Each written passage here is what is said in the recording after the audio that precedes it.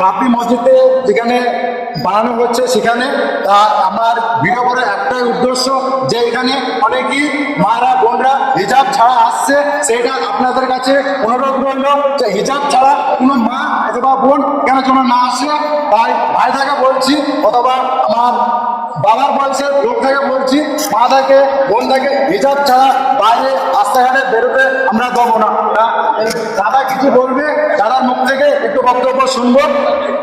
দাদা কি বলবেন হিজাবের জন্য? আমি হিজাবের জন্য এটা বলতে চাই, আজকে আমাদের হিজাব অসম্মান করা হচ্ছে।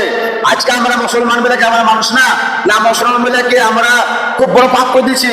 কেন আমাদের কোনো অধিকার নাই? কেন আমাদের মুসলমান ভাইরা কেন শহীদ হয়নি? না আমার মুসলমান ভাইরা ইংরেজির সাথে লড়েনি? না আমাদের মুসলমান ভাইরা ইংরেজির সাথে লড়ে আমাদের দেশটা স্বাধীন করেনি?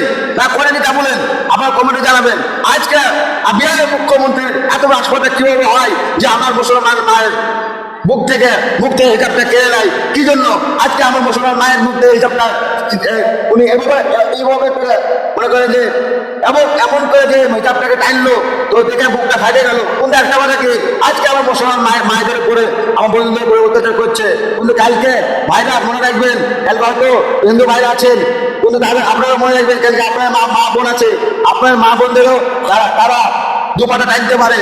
কিন্তু নায়ের ফলে চলবে সবসময়। আমার কথা এটাই যে আজকে মুখ্যমন্ত্রী তিনি কেন অসম্মান করলো? আমাদের হিজাবকে কেন অসম্মান করলো? নারী জাতিকে কেন অসম্মান করলো? এটা আমার কথা। আর আমি চাই ওনাদের কারণে সাজা হোক। তাই ভাই সাহেব খুবই গুরুত্বপূর্ণ কথা বললো। ভাই সাহেবের আর আরেকটা কথা, যদি আমার গান চলে যায় তা আমি একটা কথা বলবো, আইলাম মোহাম্মদ আওয়াজ উঠেছে মুর্শিদাবাদে, আর বাবরি মসজিদে আওয়াজ উঠেছে